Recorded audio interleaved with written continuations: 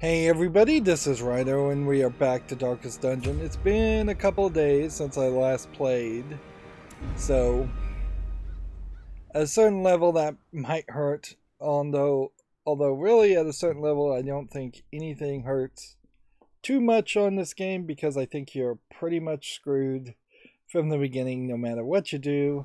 The plume and the pistol. Unless you just kind of have to kind of grind through it. To my folly. And a curse upon us all. Yeah, so the general idea, as I understand it, or as I'm figuring it, is that we want to try and get the level up of resolve more than we really have been. That being said, there's probably a team of 8 characters, not just 4, that you need. I would even see a team of 12 characters making a lot of sense. Anything more than that, the campaign can wait. I did not for now mean to do that. Calls. I meant to click on this. And if anything, I just want to be more careful about who I craft. You really don't, I think, need 2 of the same characters. So if there was like some way to dismiss a character here, it would be a thought certainly to do it.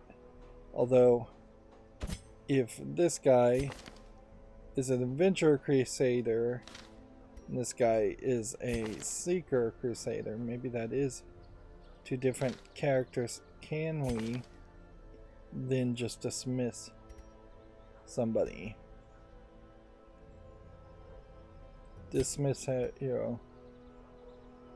Yeah, let's go ahead and do that. Smoked shoulders, wild eyes. Got an achievement for that. Gait. This one is no more good to us. Alright, so we'll take him. A mighty sword arm anchored by holy purpose. A zealous warrior. So basically, as I figure this, the trick here is to just find short missions, not even medium missions, and do the short missions as much as possible. Now we haven't done the cove yet so far, so we should check out the cove. And this is technically a short mission, but even at that does seem like it is going to probably require some luck. Alright, so let's go with this. Alright, so this is a Seeker Crusader, where this guy is a Seeker Crusader, so I already even had the Seeker Crusader, so there wasn't really a reason for that. Okay. This guy wants to be in the 3rd spot, so let's put him there, since he already has one on this. And then this guy can be in either one of these, and he already has one. And that's really what we're trying to do here, is just pick people that make a lot of sense. I know I upgraded some stuff too, as far as weapons or items. So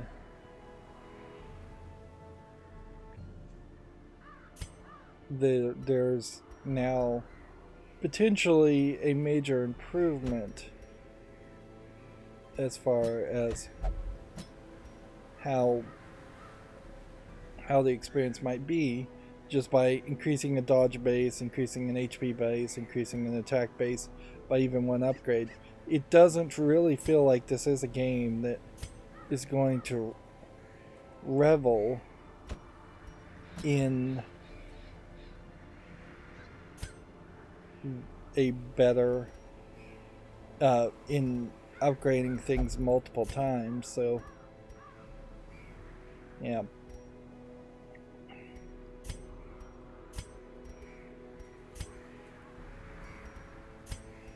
I guess maybe this here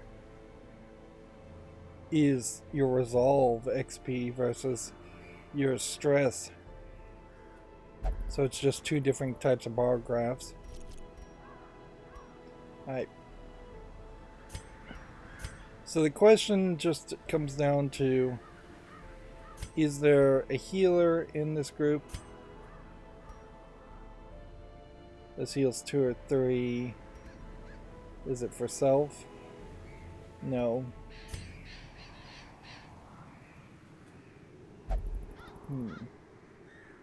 This doesn't heal at all. This doesn't heal at all. And I seriously doubt. This one self-heals, but nothing else. So, it's going to be a little risky. Not super risky, though. And we don't still have a lot of gold. We're just trying to really get gold, but more just get upgrades. I think even more than gold. Like, I wouldn't be surprised if the final run on easy, you get up to 20,000 gold. You've upgraded all your buildings, so everything is cheaper and easier to do. And then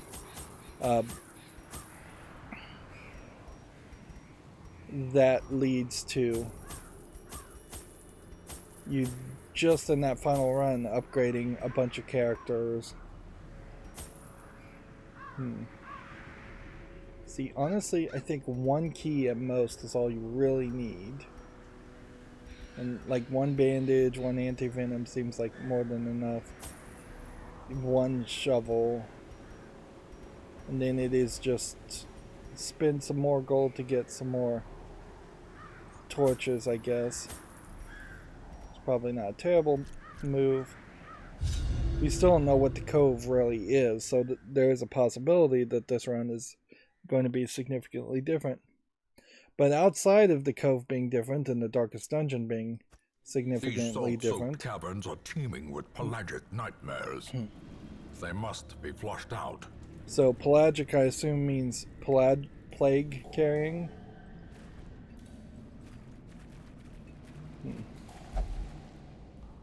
Alright, so we might as well just go this way first.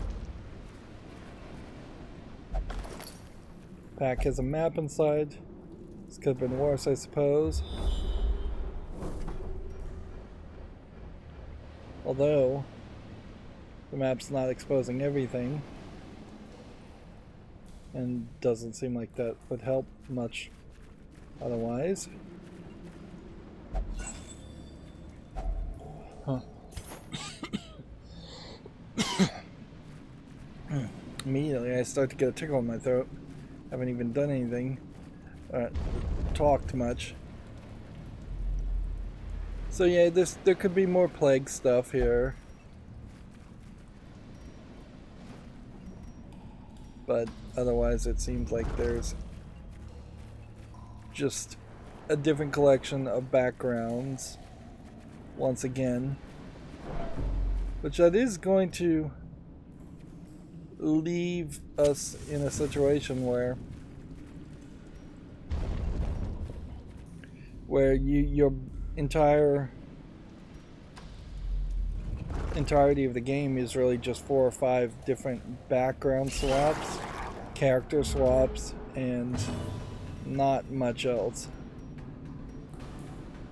This guy is totally in the wrong place. Like,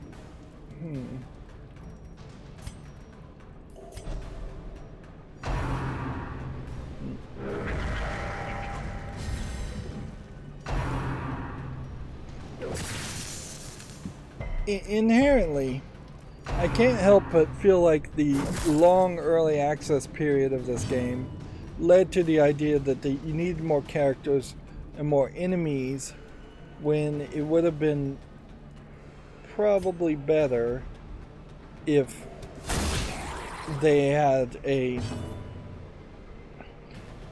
if the developers of this game were deep into development of the of a sequel or a spiritual successor to this game, because it does definitely feel like diminished returns when to have DLC just give a different character or a different location. Perhaps it changes the balance of the game a little bit, but it's very hard to determine that. By having more locations and more places where you could grind out against enemies and create stronger warriors, but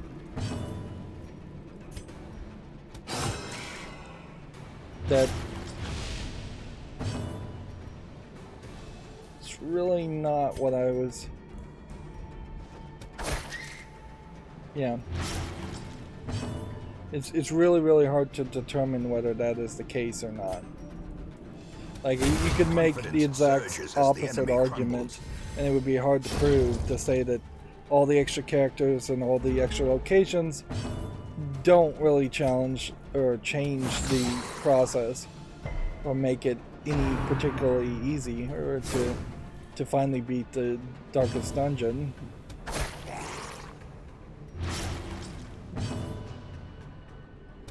In a lot of ways, this game definitely feels like it is almost like a tabletop game, or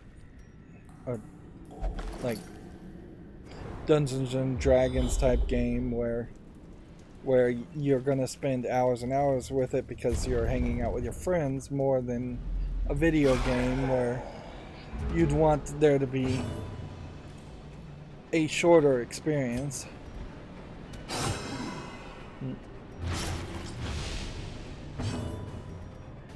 Definitely, I am getting increasingly concerned that I'm going to end up just saying the exact same thing over and over again, and that this may become a series of very little commentary, or at least good commentary. Death waits for the slightest lapse in concentration.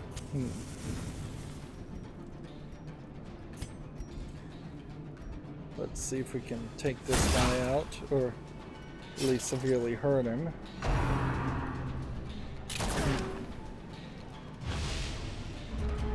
It does already start to seem like it's paying off.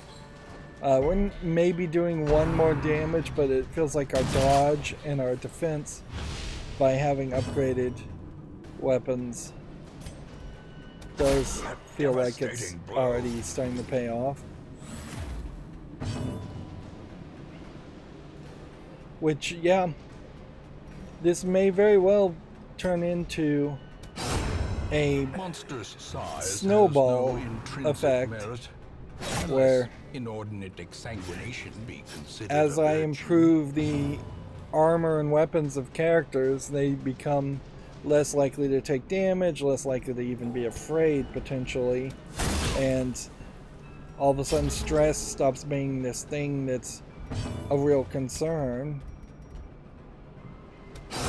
and the game just becomes fairly easy.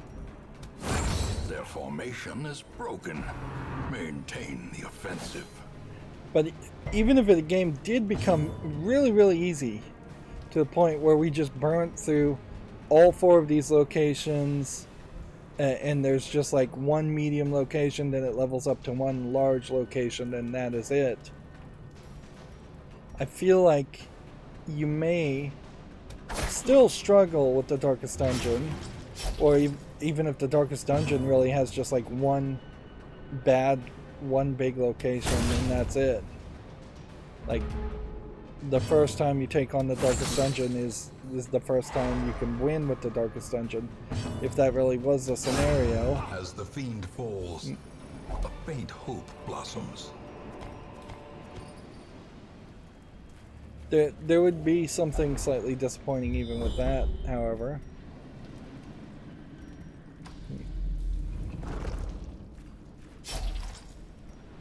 Go ahead and eat.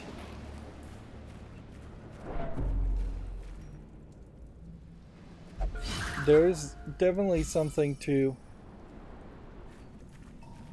stress just being a thing, though. There's no way to avoid it. And you would almost certainly expect that at some point there might be a new character or that you would unlock. There would be the stress-related character that does not take stress at all. Like we're succeeding at disarming things, not really running into people. I'm able to... If only treasure could staunch the flow of otherworldly corruption. I may have accidentally not taken that torch.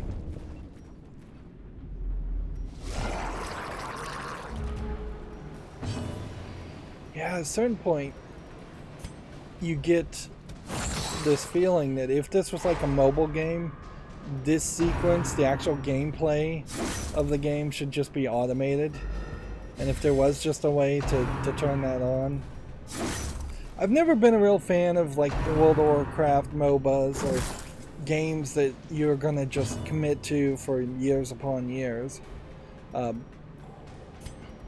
And that is where game, if you added automation to this, would go down that path of just all of a sudden clicking auto and just sitting and watching it play the gameplay itself.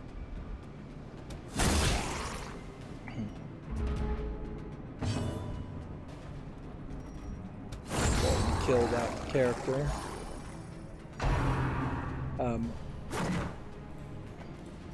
But as complicated as this game may be, it is actually still kind of dumbed down. Like, now that I'm kind of in the flow of this, and I recognize that there's just not really that much you can do, it is just like find the thing that you can click on, and then click on it. Really becomes the only call. You're not going to try and eat food or heal. I don't even think you can. And even when you do have a healer character that could heal, I don't think it's really that useful. One potential crit killing a character is worth way more than a heal for 2 or 3. Might be a character here we could try and reduce the stress on. Be wary. Triumphant pride precipitates a dizzying fall. We're just doing so well here, we might as well just... Might as well just go forward with this. Let's see if a key unlocks that. Item had no effect. That has no effect. Evil force engulfs the hero.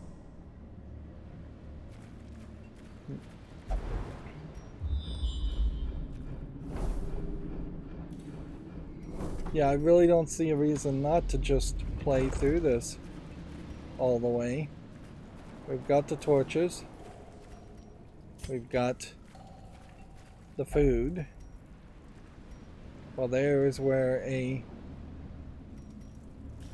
Let's see, maybe a bandage would help? Nope.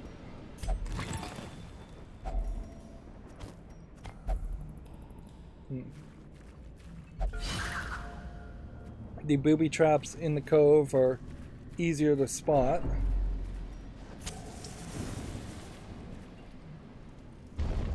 And if anything, the cove is just trying to lean into the idea of a Cthulhu-esque, like, sea town. The light, the promise of safety. Yeah, most of the Cthulhu stories were written to revolve around shipping towns. We now have a mediator ability, so that's actually a good quirk to have learned. Yeah. And so unless there was something just ridiculously weird that happens here, heal myself, I guess. Was that really worth it? I don't know.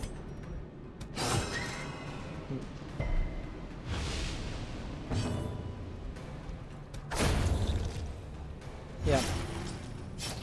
This has all of a sudden become a very easy experience.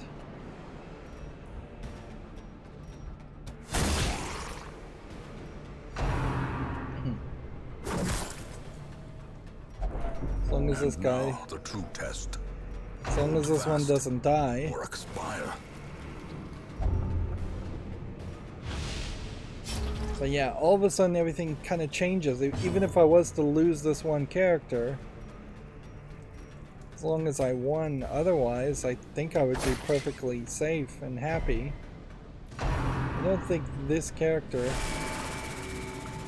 like, I don't think this character is even a level 1 character.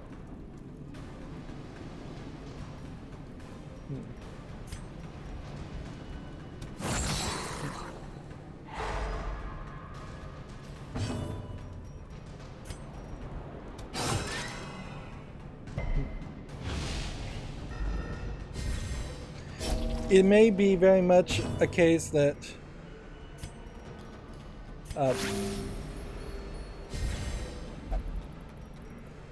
this may very well be a case that once we get to the medium challenges, we'll have to upgrade all the weapons and attacks again. That is totally believable. And we may find that stress is just a major killer. Probably should have attacked this one.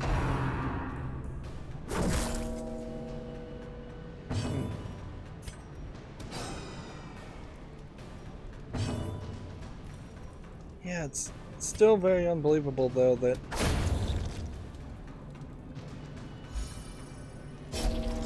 things are gonna go terrible. Just heal yourself up again and lose that one turn.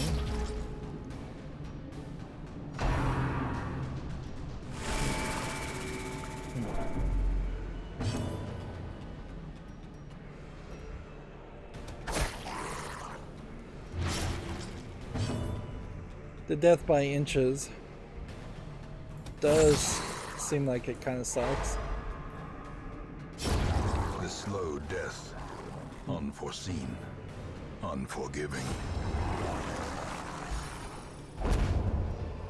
And during that last battle... Success so clearly in view. Or is it merely a trick of the light? Yeah. There's a sparkle coin I see. So he is one of his abilities or traits. Maniac for money. Plutomania. So he just opened that because of his negative trait. But yeah, really at a certain level we will just lock in negative traits and lock in positive traits and lock out negative traits. I got 3 achievements for doing that. On top of what it feels like is going to be a decent amount of upgrade material. Although it may all just be in shield form. And that gives +2 resolve to everybody. So now he's an armor tinker, minus 20% armor upgrade cost, replace robust.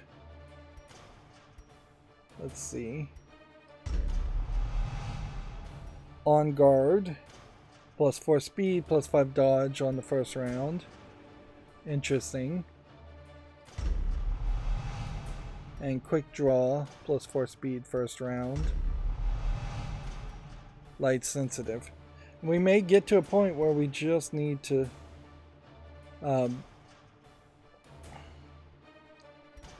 we just need to lock in positive results as much as we need to get rid of negative results, and so we may use the sanitarium a lot more. There is a great horror beneath the manor. A crawling chaos that must be destroyed. Right. Anscott is exhausted after exertions in the brothel, engaged in pleasures of the flesh, and recovered 81 stress. Underwent effective disease treatment and cured vampiric spirits. Underwent effective quirk treatment and removed slow reflexes. So, yeah, everything worked kind of nicely there. And yet, we still have this guy who has 100 stress. And either you cannot get rid of 100 stress, or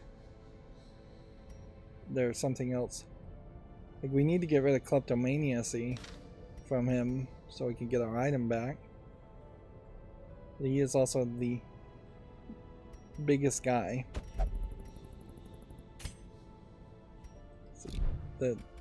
See if we can do something in the tavern with him.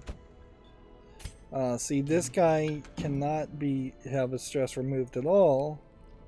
So first things first, we need to remove a quirk.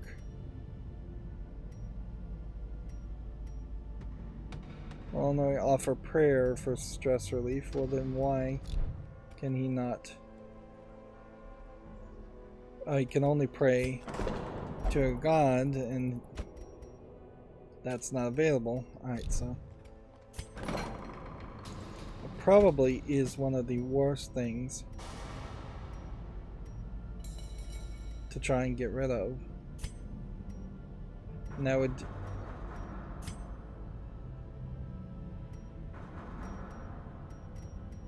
where this one I think is kind of locked in. Alright. I don't think too many other people even have a disease. Like this guy has the fits. Which would cost 750 to get rid of. So it may be beneficial to do that. We may be at a point where these guys aren't really in such a bad spot that they actually need treatment.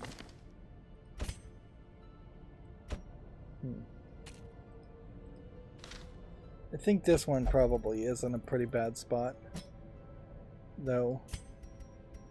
We can't really afford to upgrade this, but we'll get that one flagellating. This one won't go there.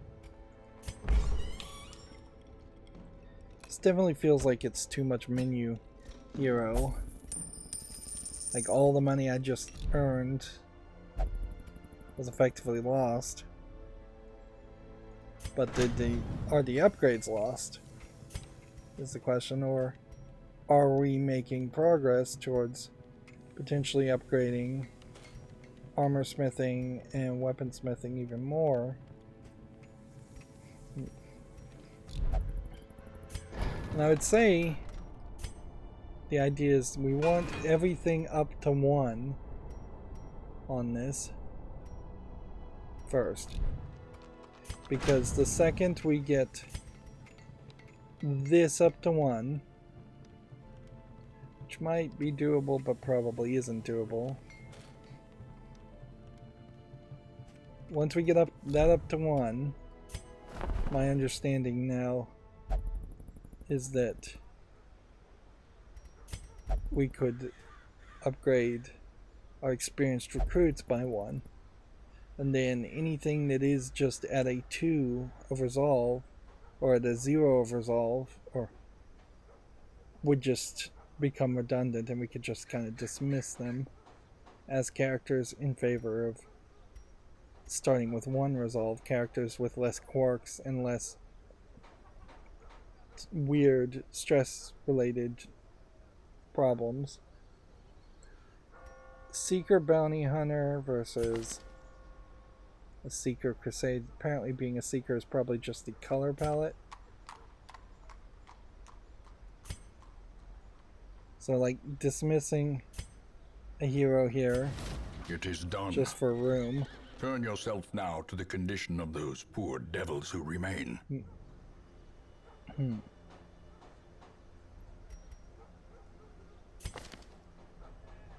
We may not have a Hellion, so we'll take the Hellion. Barbaric rage and unrelenting savagery make for a powerful ally. And then I guess the question is, do we have any other duplicate characters we might want to think about getting rid of? Because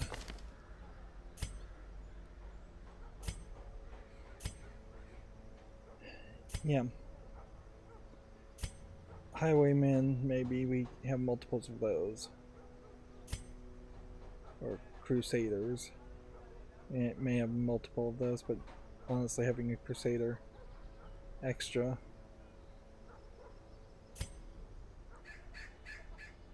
Almost feels like I intentionally started with this Adventure Crusader, and changing the color doesn't seem like it changes the appearance.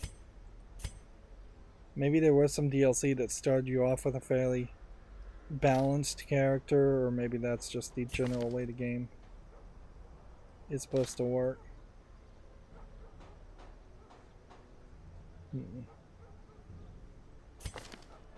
Bestial.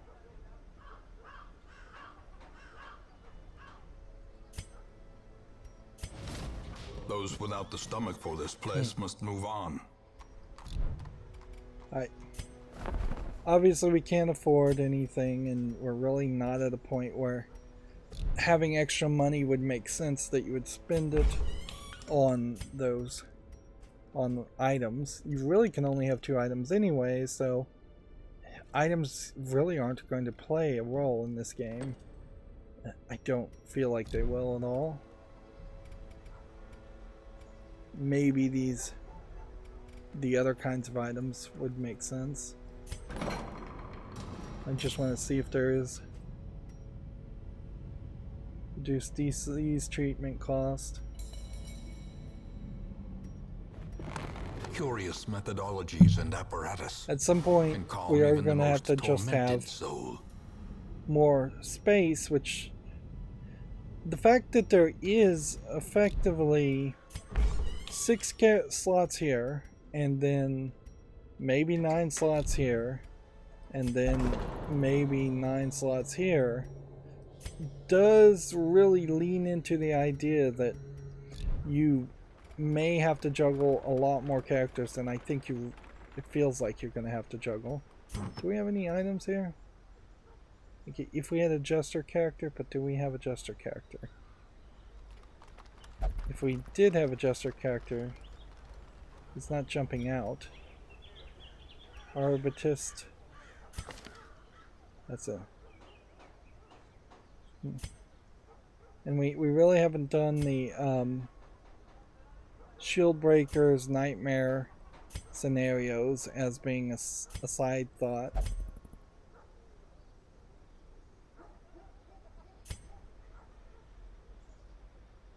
We may have 2 Shield Breakers, which I'll keep that.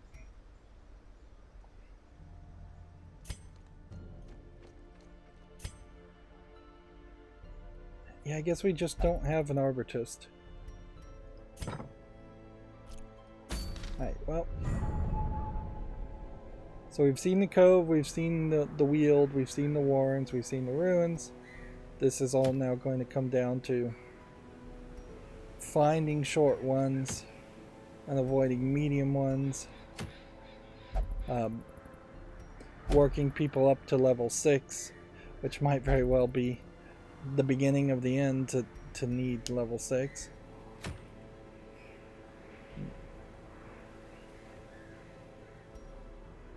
Right, so we have a short one here. We should take advantage of that. This guy can be in the first 3. So let's put him here. He's got a 1.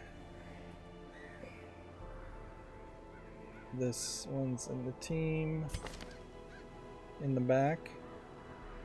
Her stress wasn't really that high. We really probably don't have any money to go back and try and upgrade a character's weapons. Although it would be nice if we did have money to do that, but unless we were going to try and sell items, which that doesn't quite make enough sense that you would want to sell items. Let's see. This guy's got a 1, 2. Also, kind of feels like you should sort by stress, sort by level. Sort by level probably makes the most amount of sense.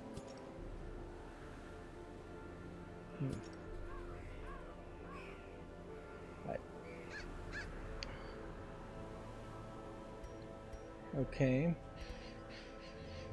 We don't really have enough money for provisions. We also know that there's not a lot of reward that you're gonna get from provisions, so taking a Houndmaster may very well be a mistake, but I should probably use these dog treats every time because they're not being sold. Once we get to the we're screwed if we do that, aren't we?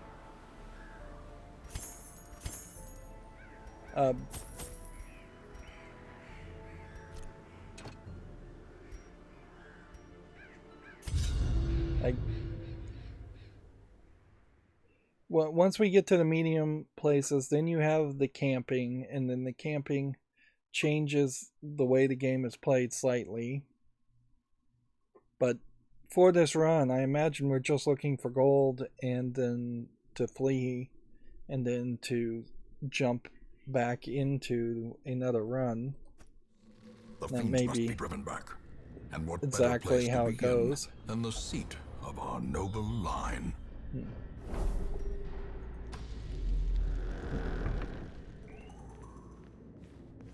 And I kind of feel like the game is somewhat self-balancing in the sense that it kind of doesn't feel like there is really as much of a need. It kind of does feel like you could start a whole run with no food and no torches and you would still have a slight chance at succeeding.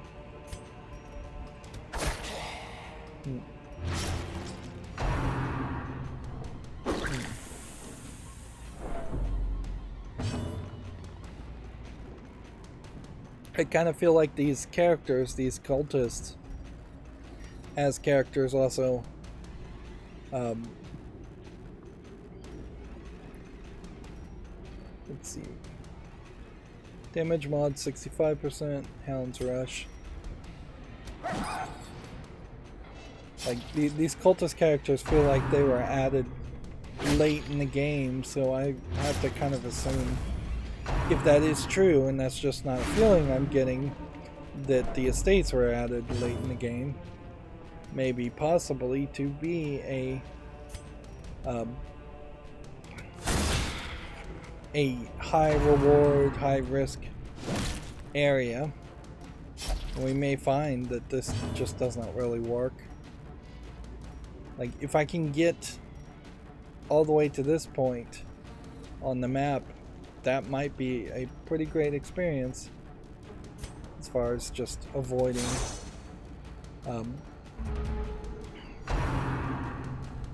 avoiding actual major conflicts.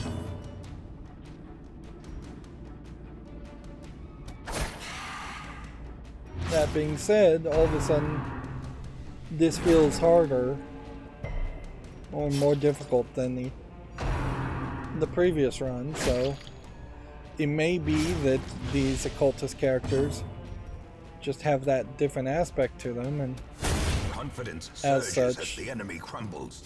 I maybe should just go through the cove first, since the cove did come off as particularly easy, and maybe we just got really lucky there, or who knows what really happened there. Let's try to kill this character. As the fiend falls, a faint hope blossoms.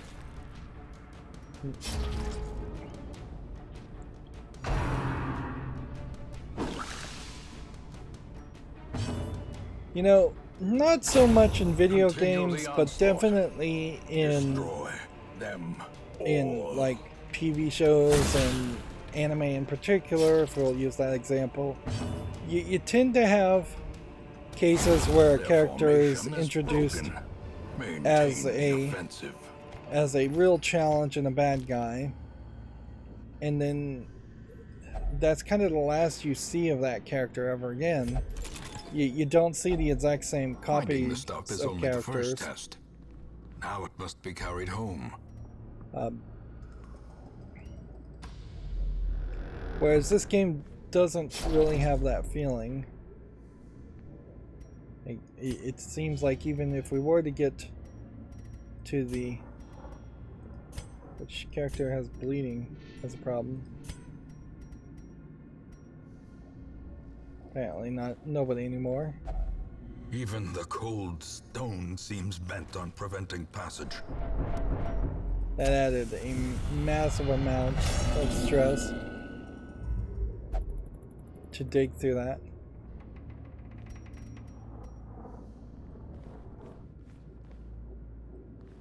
And like completing 100% of the room battles.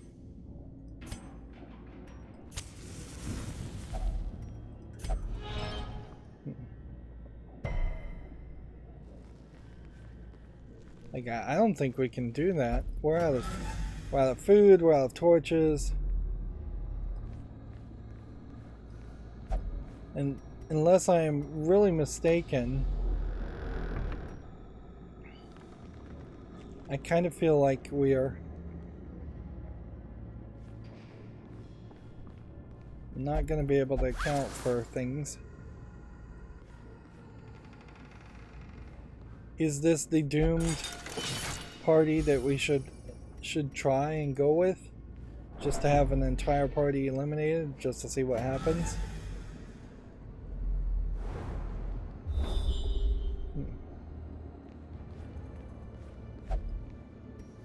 You go down to, you go... I guess you want to go this way.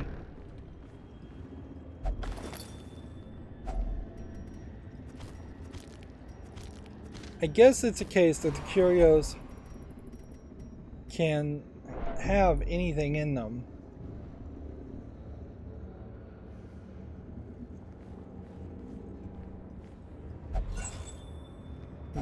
Wealth beyond measure, awarded to the brave and the foolhardy alike. So, yeah. I suppose at that level, you can't, because you can have any kind of reward, they can balance things that way if they wanted, if they so choose. See, a plague grenade's probably not going to be that useful.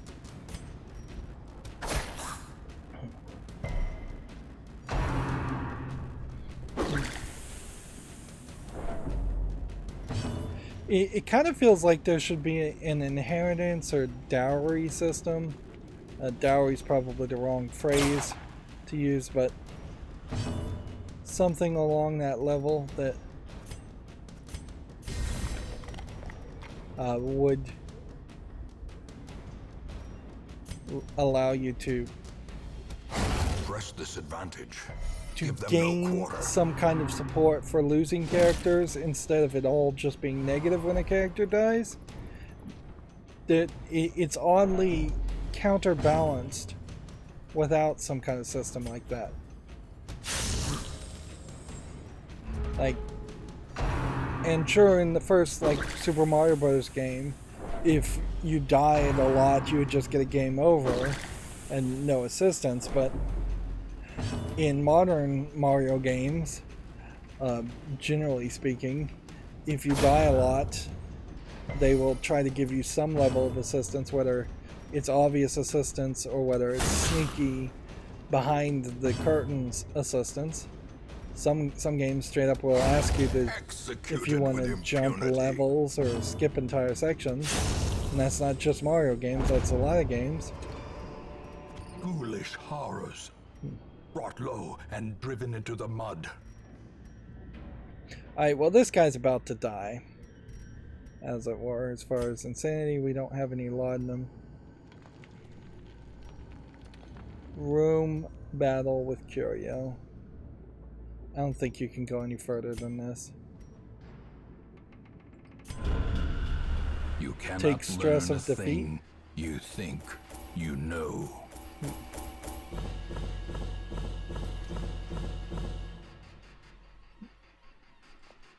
And that sets us up to not waste our gold next turn. We have a tone deaf character, shocker, and thick-blooded, and a warrior of light. And did we actually get any resolve? Probably not, but we didn't kill anybody, so can't say that's a bad turn of events. I can still see their angry faces as they stormed the manor. But I was dead before they found me. And the letter was on its way.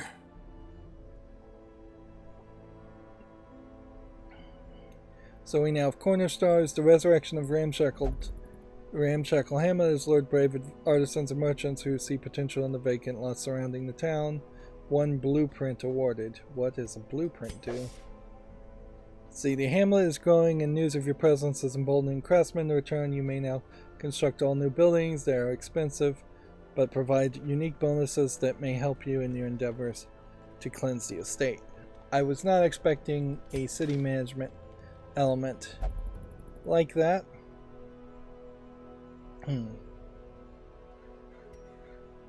Everything that we wanted to happen happened, but we may need to run around and do another run because, let's see, most district buildings require blueprints and heirlooms to build. Blueprints are dropped when bosses are killed.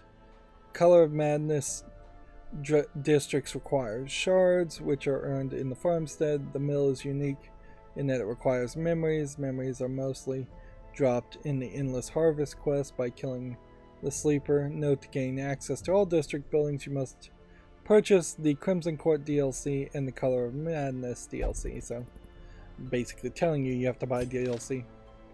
At a certain point, I also think it's important for me to mention that the number of people who have done a lot of this DLC, I think, might be very low. Expensive is somewhat of an understatement, so it might be a case that this is all just kind of post-game stuff. And I don't know if rebuilding this building does it once, or if there's a second tier to these buildings, or if there's even more around the idea of these buildings as far as upgrading them. Some of these are not super expensive in gold, but then they're kind of super expensive in resources. But once we've upgraded all the main buildings, you will probably be collecting resources and then having nothing to do with them. Although, very potentially, it might be a case that you just don't play the game this much. That's one of the things that I'm really worried about here, is that I'm having a hard time finding a strategy to want to stick with this game that long. Right, so immediately we need this guy here. And then this guy here. Or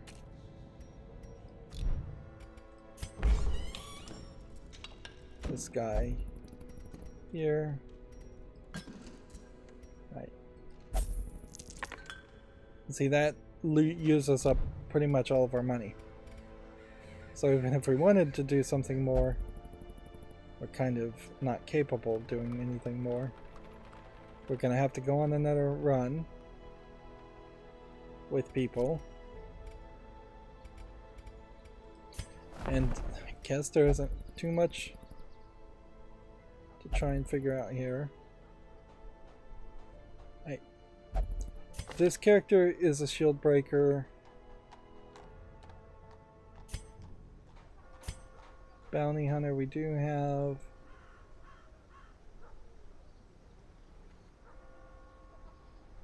Yeah.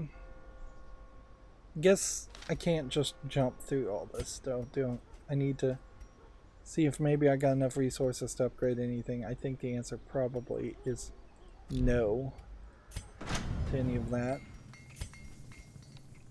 If I could upgrade this though. We are fairly close.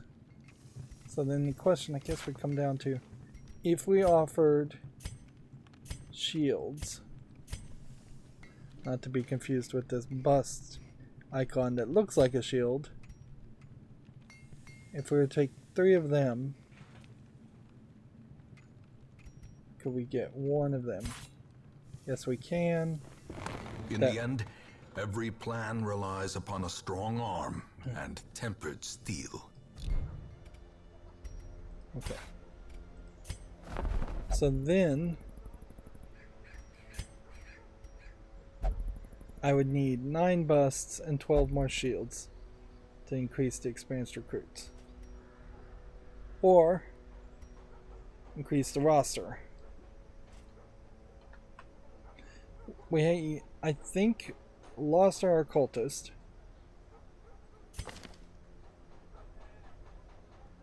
Do we have 2 Vestals?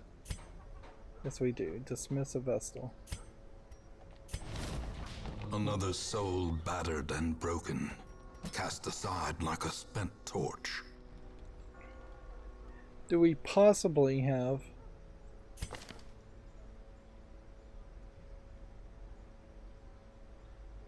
a duplicate?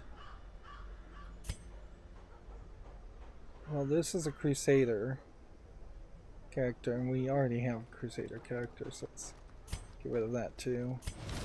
This one has become vestigial, useless.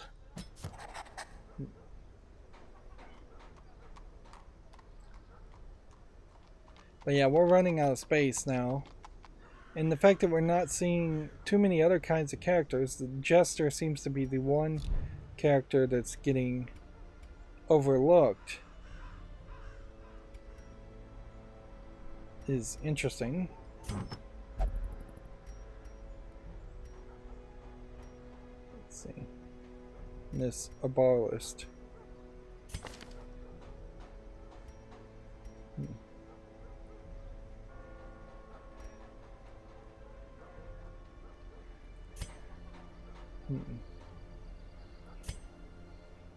Grave robber. Do we maybe have 2 grave robbers? Yeah. Well, again, we try. Now we only have a medium here. We do have a short here. Even though this is a medium, it does say apprentice level 1. But this short here says veteran level 3.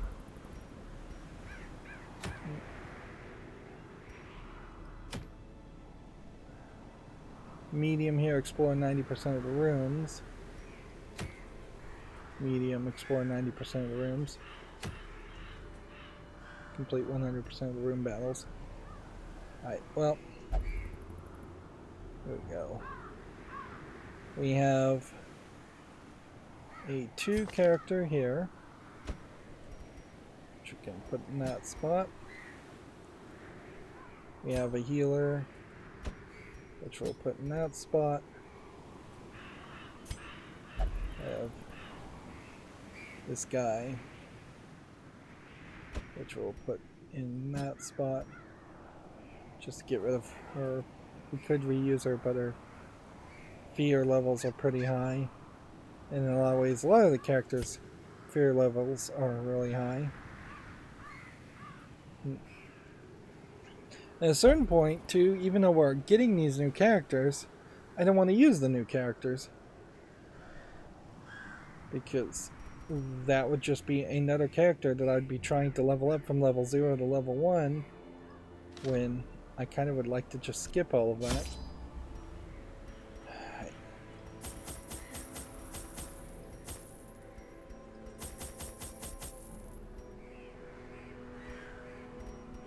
You definitely want at least one shovel.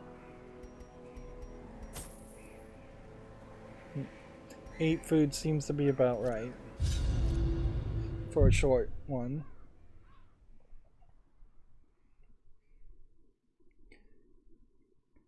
You know, for a game that's about darkness, you play as a character that's definitely trying to be on the side of lightness. They breed quickly down there in the dark. Where it but feels perhaps we can slay them even faster. Feels kind of like it would make some sense if there was a way in which you could sacrifice characters.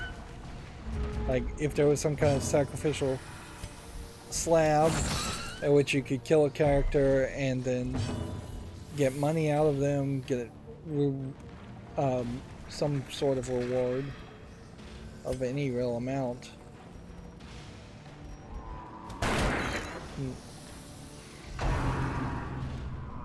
Again, these are easy characters, so it may very well be a case that the estate is just one to avoid, but visually they all look like they're the same level of difficulty, or that they could easily be at the same level of difficulty.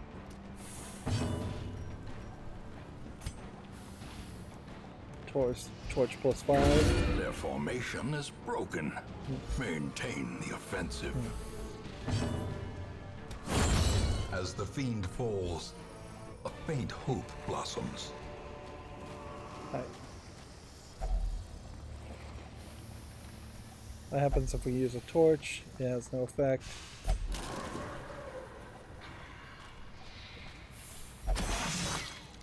There's a trap I totally missed. That was a weird sound effect. Back we go.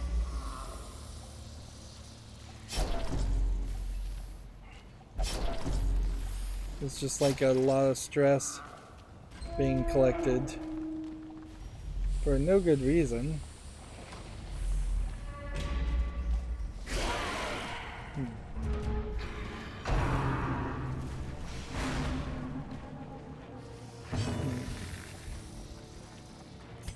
Pistol shot on that character. Chain shot. I think on the first character is probably the best move. It's pierce shot. Killing that one.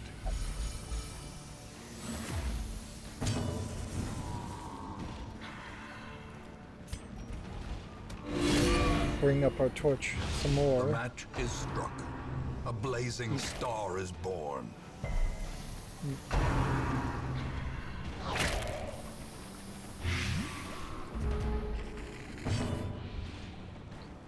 In other ways, when I've thought about potentially playing a lot of the grindier Japanese RPG type games or RPG games in general, wanting a mod to kind of skip these attack sequences or accelerate them or automate them Surges as the enemy has definitely crossed my mind, and I'm a little surprised that there aren't people out there that just straight up make mods for those kinds of things. A lot of games do have automation or skip options built in, but the majority of games do not.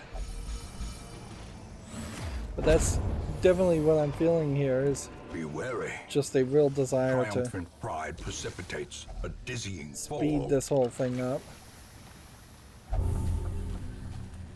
If infected with a disease.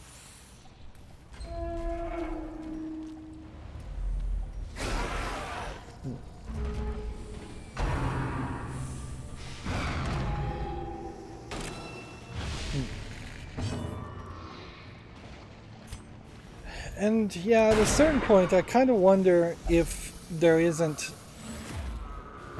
a problem with the game industry and the way some of these games are made, in that they are intentionally designed to not be respectful of people's time.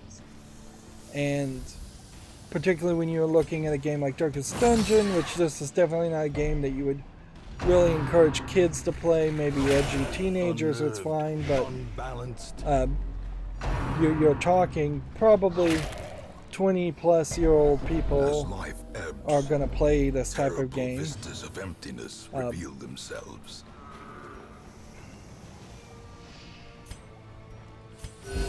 So Compassion is a rarity in the if you're talking 20-plus-year-olds, you're talking adults that have a tendency not to have free time. And it's not like games become more successful because they take more of a player's time. While there have been some claims and studies that have shown the more you play a game, the more likely you are to spend on a game. A game like this really shouldn't have DLC in the first place. We may lose this guy. Press disadvantage. Give them no quarter. Patched up. If only to bleed again. Yeah, and so I kind of wonder, was there a cynical ploy here to make this game more grindy? To keep people either contributing to a Kickstarter that maybe existed around this, or to just keep people playing to sell the DLC that eventually came out? Into the mud. So you just can't heal people and eating food.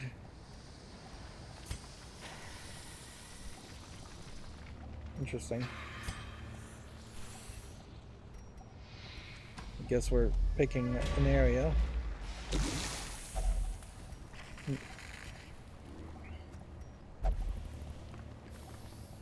Even a shovel on that doesn't work. Need to be playing as like the character with the most amount of health.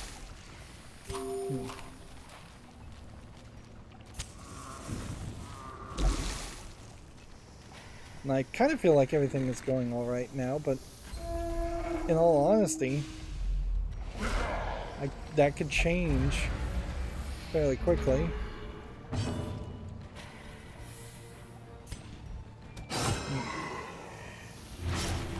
Depending on how quickly this character dies,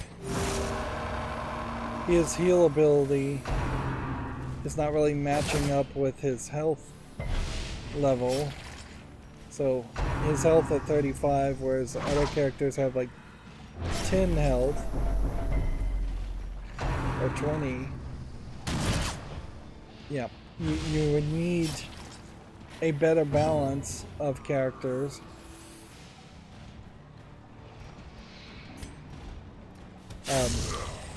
As far as we would need to upgrade their abilities on top of upgrading their health. A momentary abatement.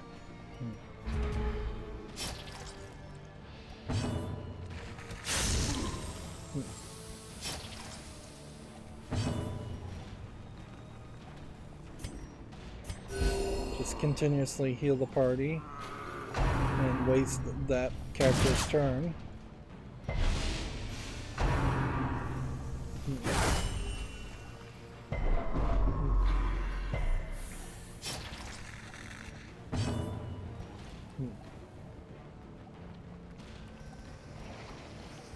This guy can't really do anything anyways other than heal himself.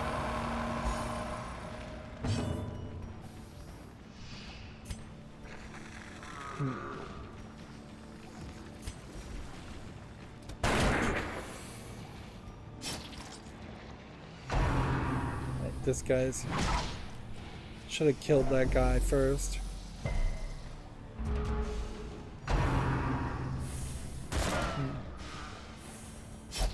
Their accuracy is not great. Prodigious size alone does not dissuade the sharpened blade.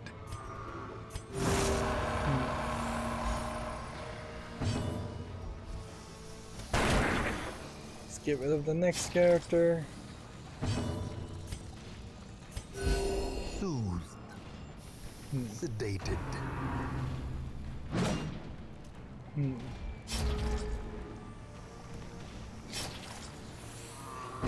It would be kind of funny if it turned out that the voice we're listening to here as the narrator is actually a bad guy, but I don't know if that really would mean anything either.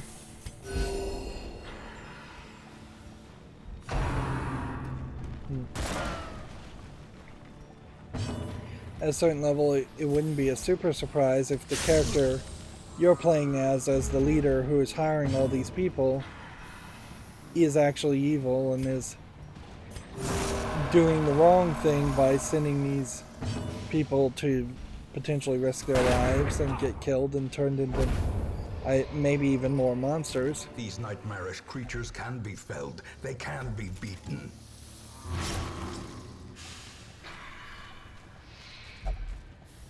Right. Next room. Empty crate.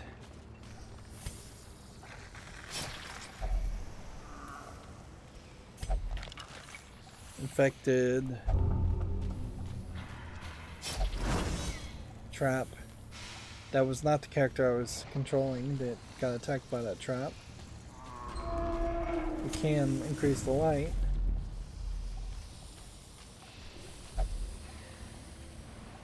We kind of know there has to be one more room battle. Otherwise the game would have said we've already done all the room battles. So at least one more room battle. Otherwise we're not really getting much here.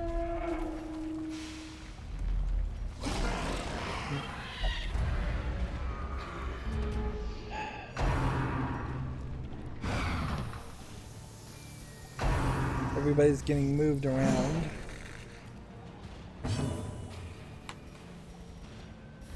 I definitely have a concern A decisive pummeling. that I'm going to end up not really making enough progress fast enough in this game before I find it just a little too monotonous.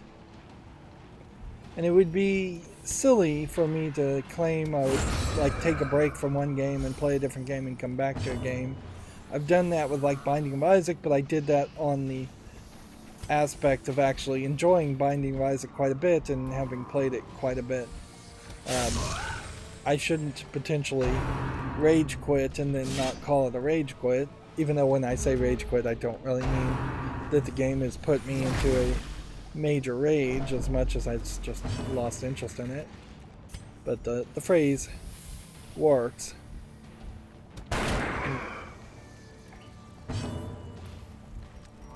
So I'm really kind of hoping for a snowball effect to happen, and it may just be going through the cove or just running away a lot more often. I really cannot abide the idea, though, that seems to be the main concept of this game, From becoming in that unwound.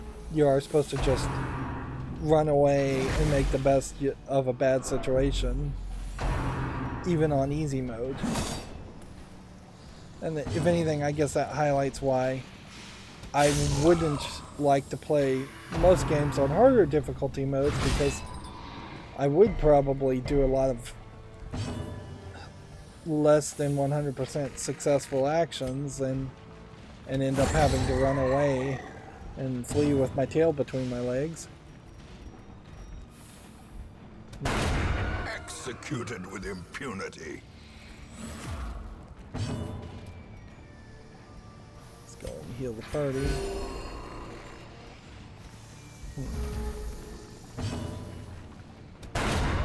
Annihilated. And usually in most games, even if you were... Seize this momentum. Push on to the task's end. Let's try the holy water on this.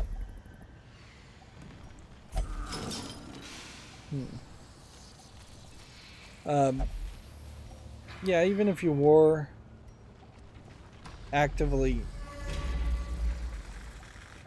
failing at a game, in most games, you would just be dying and respawning, and that is just the familiar way to interact with adversity or struggle in a game is to die and respawn and then be given the opportunity to try again, where this really doesn't feel like you're The wounds of so war can be healed.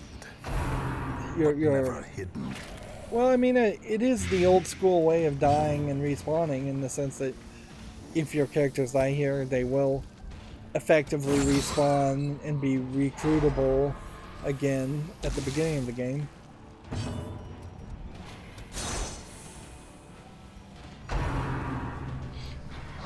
I could imagine there being a version of a game like this where all the characters' health bars stay the same and it is just permanent. So you may run into a character that has like 1,000,000 health at the beginning of the game, but you can just slowly chip away at it over and over again.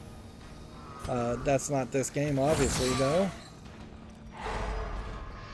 In a lot of ways, this game feels like it was a little too inspired by something like Dark Souls, just selling itself on being a very difficult experience. Although, even in Dark Souls, the publisher promoting it as an extremely difficult game and advertising it that way is a little off from what Dark Souls actually is. It is a difficult game, certainly, but there are actual strategies to it. So if you get the rolling and the dodging perfectly,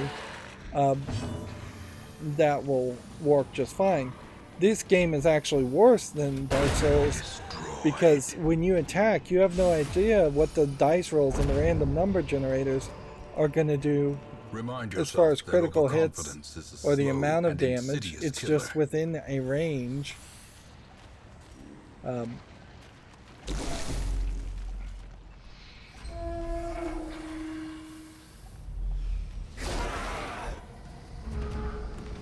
So, yeah.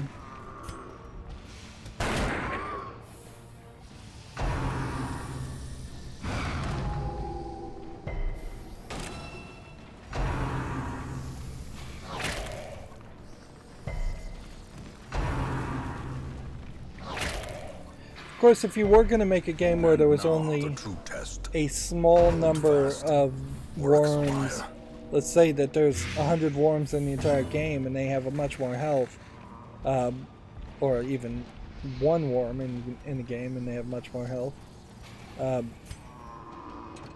you would then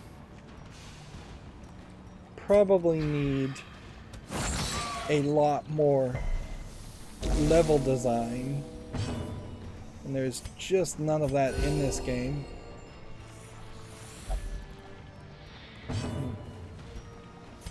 And even if you were to compare this game to like a flat 2D RPG game, it's missing a lot of aspects of what you would expect there. We're not getting the visual novel style of dialogue, we're not getting any kind of storyline other than a very generic flashback storyline, which we are getting that, yes.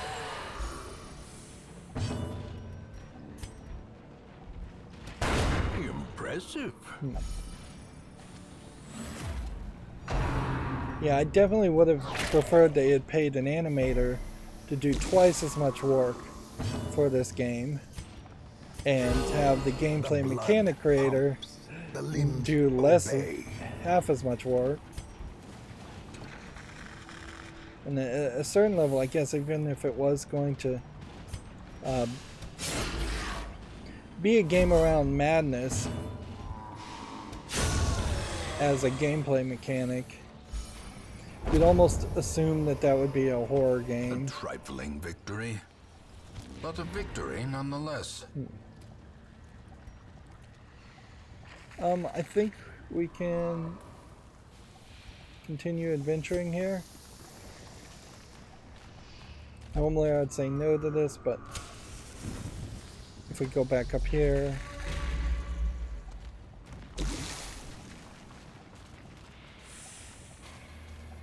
my hope is that we can cross this path too and see if there's something here that we may have missed.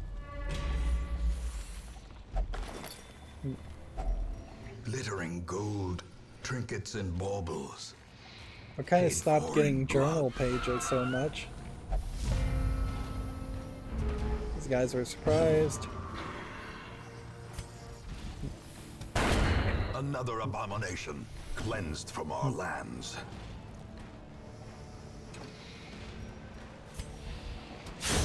Back to the pit.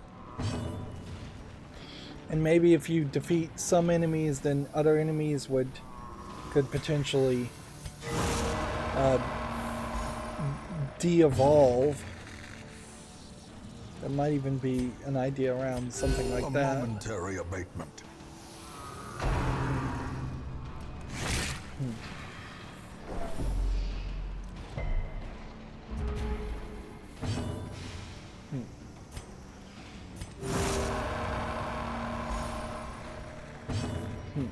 This guy is just...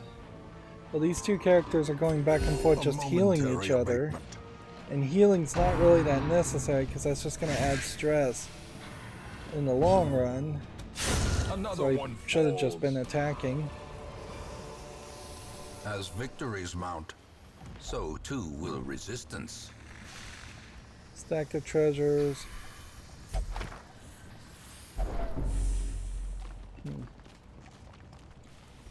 Alright, well,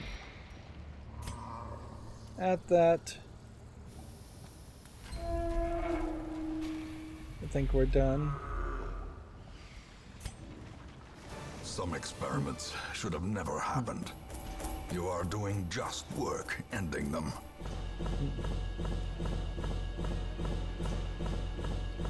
I guess you are technically making progress here. You're getting enough gold to afford the next thing. You sell back anything you don't use, which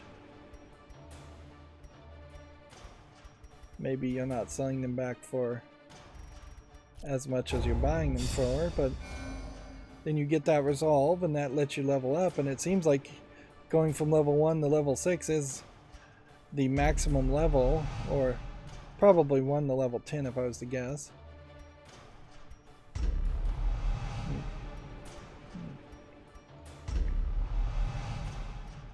This guy has creeping cough. Plus 25 stress heal assumed, replaced wheeled scrounger. And this icon is not a button you can click on.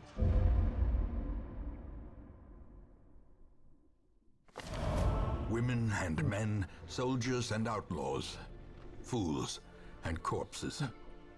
All will find their way to us now that the road is clear. The word of our predicament is spread, and the new crop of aspiring corpses step from the stagecoach. 6 more recruits than usual. So it does seem like there are just a level.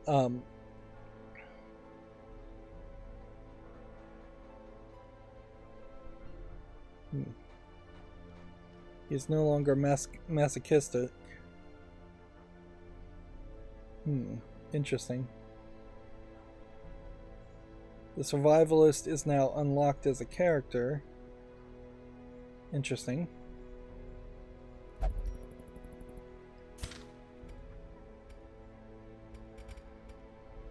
Upgrade camping skills.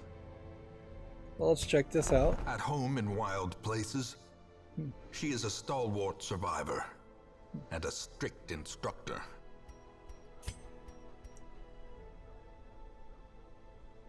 reducing the cost of camping skills, which, if anything, this is really highlighting a case where our game is progressing forward, even though I don't feel like I'm progressing forward as much as I'd like.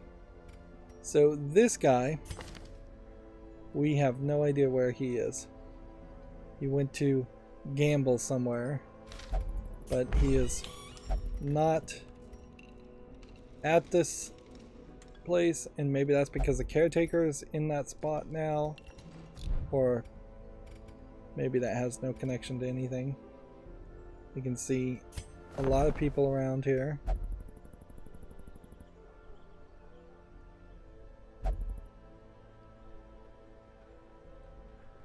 Okay. We have several man-at-arms as a possible character. Unless we can really just upgrade our roster, which we really can't. I think it's probably best to just leave everything as it is. Plus, all of these characters are really still just at level 0. We need one more of these and a whole bunch more of these. And so just ignoring those characters is probably your best bet. Then it would just be a question about whether it's really worth it to even think about upgrading anything else. Yeah, we could potentially upgrade this to reduce the cost of training things. We should look at least every week and show off the items we really can't afford to purchase. And let's see. Upgrades for the Abbey. No good. We have this guy. Who would be a low level character. This guy needs to be here.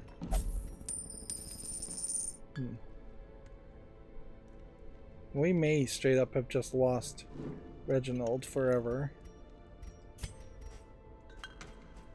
Could upgrade this to reduce treatment cost. The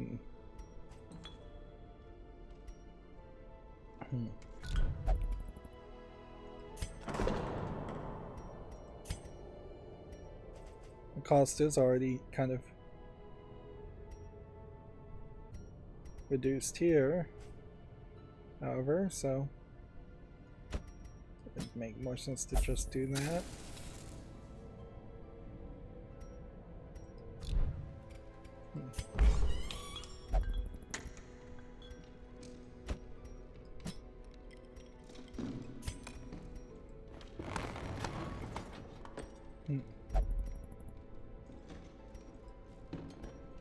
Just take any advantage I think we can.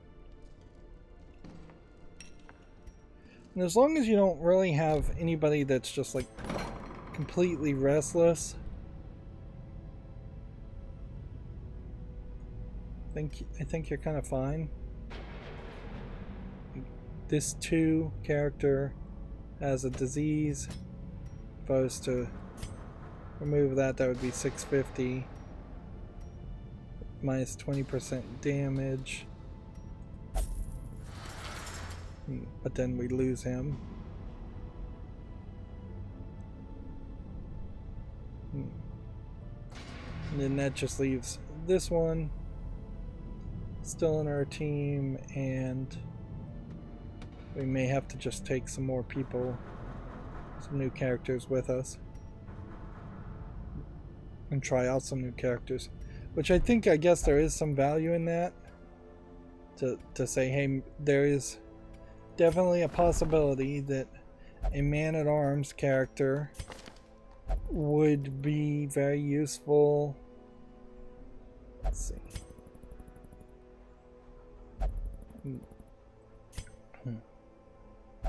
This Vestal. This shield breaker, is that different than previous shield breaker? Yes, it is. Right, so can we get rid of this shield breaker?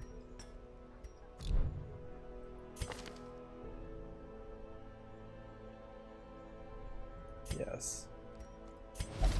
This one has become vestigial, useless.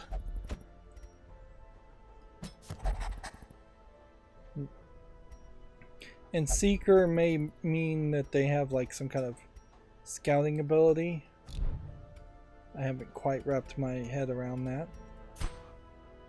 And it's gonna be a long time, it feels like, until you would have anything like 5% per week as far as a bank to increase your gold could be very useful in the long run. I wonder if anything else that would reduce the cost also uses portraits. Torchlights being more beneficial would be great, but 300 shields definitely seems like a lot.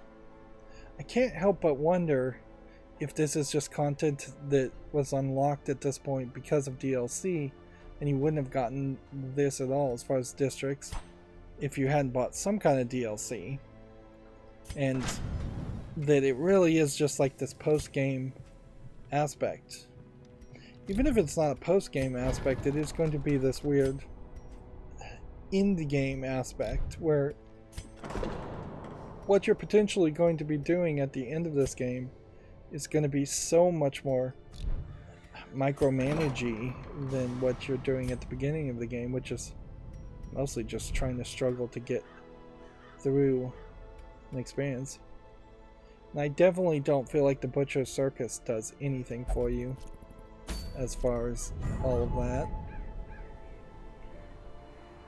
Now that this is at level 2, we have a medium apprentice level 1 and a medium veteran level 3.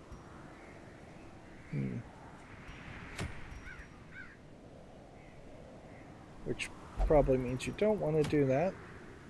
If anything, you may want to come down and do this one. This one would give you busts, and this item is for man-at-arms only, and this is the first item I recall as far as for man-at-eyes only. This gives you portraits and crests, although I guess these rewards don't inherently also mean that's the only thing you'll get from the run. Let's see, if I got a second arbalist item, I would be really messed up because I don't even have an arbalist. Which I guess that inherently means I have to do this estate map run. And I could probably do it in a decent amount of time and make that part of this run, but frankly this game is getting a little exhausting at an hour and a half. An hour and a half episodes are certainly long enough. This is just that. This is just that. This is a glossary. This is a menu.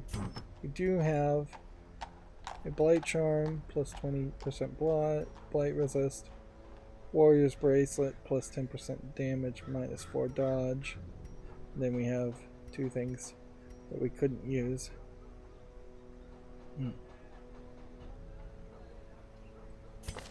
But yeah, you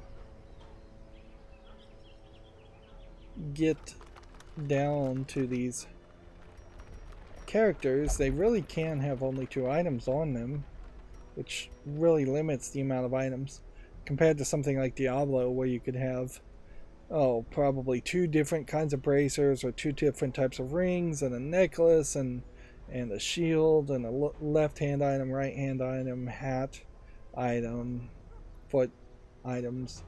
Like, there's just a lot more items, and undoubtedly there are numbers and systems in a game like Diablo, but you can pretty much ignore all of them.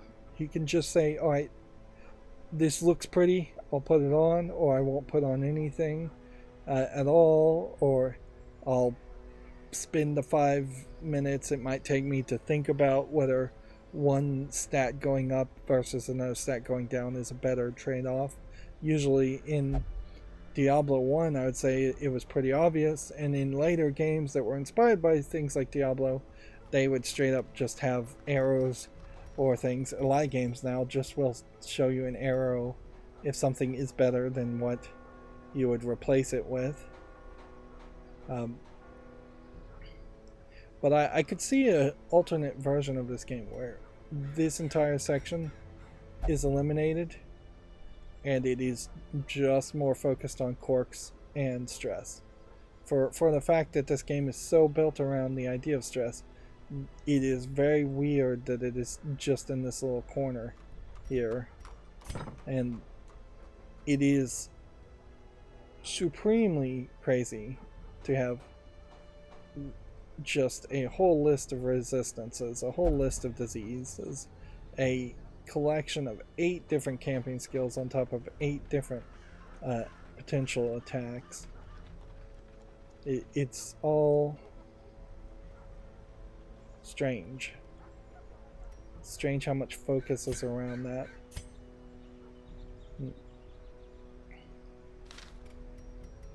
Yeah, unfortunately, a lot of my commentary is just boiling down these days to, well, that's weird, that's strange, or boy, that's grindy, that's dull. I wish I had something new to say about this game, and I kind of wish the game would show me something new so I'd have something to say about it. Anyways, on that note, that's going to be it for this recording. As always, I ask you to like, share, subscribe, comment, and watch every second of my videos. If you want a friend to follow me on any social media sites, there's a bunch of links down below. And if you want to support me further, there's a link to Patreon, or you can friend me on Steam and get me a game off my wishlist. Thank you for watching. Have a good evening.